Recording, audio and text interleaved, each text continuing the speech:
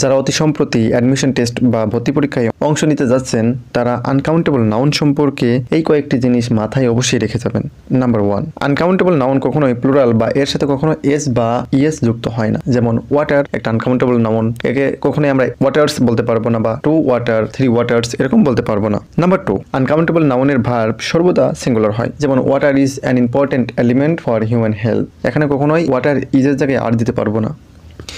Number 3, uncountable নাউনের পূর্বে determiner হিসেবে সবসময় মাস বা লিটিল ব্যবহৃত হবে, কখনোই মেনি বা ফিউ ব্যবহার করা যাবে না। যেমন I have much money, I have little money, কখনোই এটা বলতে পারবো না আই হ্যাভ মেনি মানি, এটা বলতে পারবো না।